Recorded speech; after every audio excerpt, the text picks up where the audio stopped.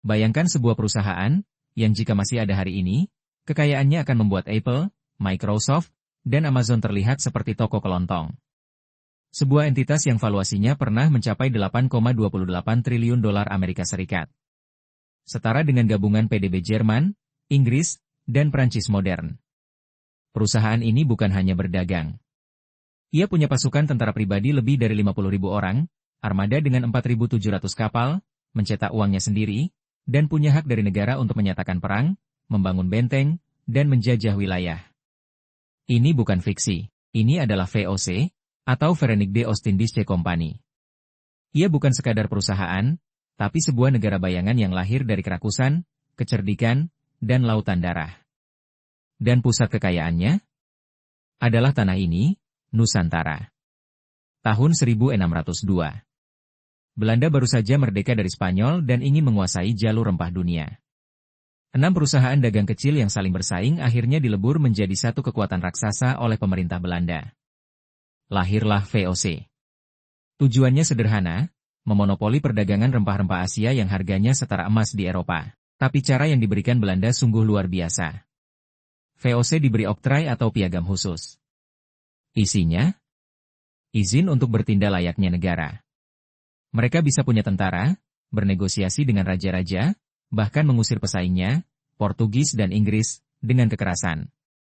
Dan inilah inovasi paling mengejutkan, VOC menjadi perusahaan pertama di dunia yang menjual saham kepada publik. Mereka menciptakan bursa efek modern pertama di Amsterdam.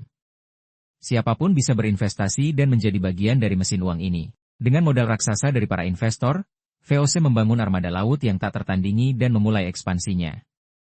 Di Eropa, pala, cengkeh, dan lada adalah simbol status. Tapi di Nusantara, rempah-rempah ini adalah sumber kutukan. VOC tidak datang untuk berdagang secara adil. Mereka datang untuk menguasai. Contoh paling brutal, Kepulauan Banda, satu-satunya sumber pala di dunia saat itu. Penduduk Banda bersikeras menjual pala kepada siapa saja yang menawarkan harga terbaik, termasuk Inggris. Bagi VOC, ini adalah pelanggaran. Pada tahun 1621, Gubernur Jenderal Jan Pieter Sun Kun, yang di Belanda dianggap pahlawan pendiri imperium, datang dengan armada perang. Apa yang terjadi selanjutnya bukanlah negosiasi, melainkan genosida. Dari sekitar 15.000 penduduk asli Banda, diperkirakan kurang dari 1.000 orang yang selamat. Sisanya dibantai, diusir, atau mati kelaparan. 44 pemimpin mereka dieksekusi secara keji. Pulau-pulau itu kemudian diubah menjadi perkebunan pala raksasa yang dikelola oleh budak dan pekerja paksa. VOC berhasil. Monopoli pala ada di tangan mereka. Inilah wajah asli kapitalisme kolonial, laba yang dibangun di atas kuburan massal. Kekejaman ini tidak hanya terjadi di Banda. Di Ambon, untuk menjaga harga cengkeh tetap tinggi, VOC melakukan Hongitochten, yaitu patroli bersenjata yang menghancurkan setiap pohon cengkeh yang tumbuh di luar wilayah kontrol mereka. Petani yang menanam secara ilegal akan dieksekusi. Di puncak kejayaannya pada pertengahan abad ke-17, VOC adalah raksasa yang tak terkalahkan. Mereka menguasai Batavia, mendirikan pos dagang dari Afrika Selatan hingga Jepang, dan mengendalikan perdagangan intra-Asia. Kekayaan para petingginya tak terbayangkan.